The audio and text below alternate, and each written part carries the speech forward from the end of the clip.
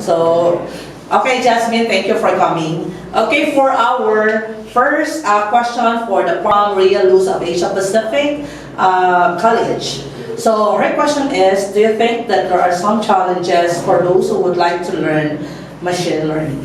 I think for me, there's no challenges. It's a matter of you pushing yourself to learn and figuring out what's a good way for you to start. So a lot of resources are available online. So it's a matter of digesting all of those resources. And anyone can start anywhere now. I think we're in a decade of, we're in a year na marami ng contents that we can actually consume. So it's a matter of us pushing ourselves, doing it. Okay, pushing yourself to learn. Okay, for the next question, yes, Jasmine. Okay, so we have a question from Prof. Rodrigo Villeza from Manuel S. Enverga University. So since you've mentioned that there are already Google Colab and things like that in the cloud where you can actually create your model, let's further expound on that idea with this question. What are the advantages of developing machine learning model using cloud services over the local machine? As mentioned, pag sa local machine, you will be hitting on a limit if you feel that you have a lot of data that you need to consume. It depends on the scenario, especially if you feel that there's an inhibitions in terms of putting your data on the cloud, then you might prefer doing it on your local machine. But if you are prioritizing speed and prioritizing a much more better capacity in terms of building your machine learning model, then I would suggest doing it on the cloud itself. So again, it depends on the context of use. Yes. It depends on the data that you will go in to use, if it's okay to put it on the cloud. Because sometimes you have probably there's a data privacy concern of like putting all of those data in the cloud, especially if it's confidential. Yeah. So it really depends on the use case.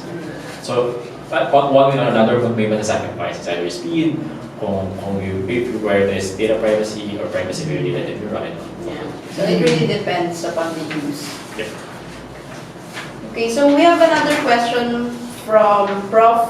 Rejan Tadeo, Dean of UPH-LS Las Piñas. What is the biggest challenges in NLP, particularly in our country? I think I will always go back to data. I think majority of data is still on papers. Yes. Hindi pa siya na-convert into digital. That's quite challenging because you need to have a lot of manual effort of moving all of those hard content or hard-bound content into digital. Right. Especially, medyo nag-lag behind tayo in terms of other research areas because we don't have that much data. Yes. So even if we feel that we have data, but kasi since sa ibang countries like say in the US, sobrang may huge collection talaga sila ng data that they can actually continuously use. So hopefully we can change then or we can make those data available and then transcribe whatever data hard-bound resources that we have into the digital so we can utilize it for research. But it will surely require a whole lot of manpower to do that. And it will take time. It's a research project that can be pre-proposed, right? Yeah, it's a good area. And you are the future researcher, so be ready. Especially we're moving to around 180 plus languages as a country, so it's not just a one-man effort. It's a collaboration across different organizations to digitize the Philippine languages. So. Okay, so for our next set of questions, it will be coming from Dr. Marily F. Rosas from De La Salle University, Dasma. One of her questions is there any algorithms in sentiment analytics that could detect Tagalog language or the Philippine dialects? So I think, as mentioned a while ago, we got funded by the Department of Science and Technology. So we received a startup grant, and the effort is relatively to build that engine to make it practical in a sense. So we have built a language classification model that is able to detect 10 languages in the Philippines. That's so given a text, it would understand kung Bisaya ba yan, Hiligaynon ba siya, Bicolano ba siya. So it's around 10 languages. And we were able to also build a custom sentiment analysis model but in a context of relationship or engagement. Kasi iba-iba kasi yung use cases ng sentiment analysis.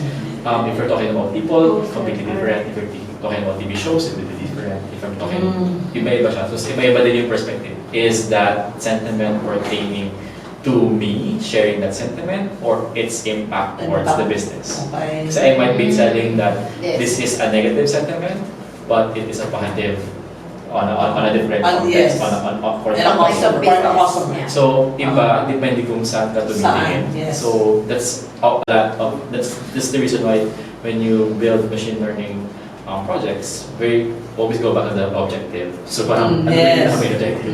Yeah. So, Then another question from her, what is the best software or API to use in sentiment analysis? I think I can mention that if there is a best because it's a continuously growing field, continuously there's a lot of improvements, there's a lot of APIs out there. If you don't have any data but you just want to digest APIs, merong APIs Google, may natural language APIs si Azure, si Amazon, so they have their own. But what I usually suggest is you try to use the APIs first, and then kung pangit yung result nila or it's not good enough to your specific use case, then therefore you can build your own machine learning model to improve the accuracy of your data. Again, especially there's a lot of APIs, but again, if you're using APIs naman, if you would want to minimize cost, may bayad din kasi yung Yes, APIs, yes. right? So it's a matter of weighing things as to what you would want to prioritize. Kung money is an issue, then you can just use the API itself, right? So. Okay, but with regards to algorithm, as she also mentioned in her question, what's the best for text mining and sentiment I analytics? think a lot of work now is progressing towards yung transformer models. I think nag-release ng bagong model si Google called BERT. OpenAI has also released their own OpenAI transformer models. I think all of those models enable you to do what we call as transfer learning.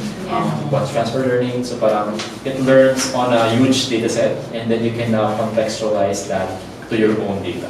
So parang hindi lang siya binuild na model para lang dun sa data na nakuha mo. But it gets the idea of how the words are from a huge data set. So parang transfer mo sa akin yung tutulan mo.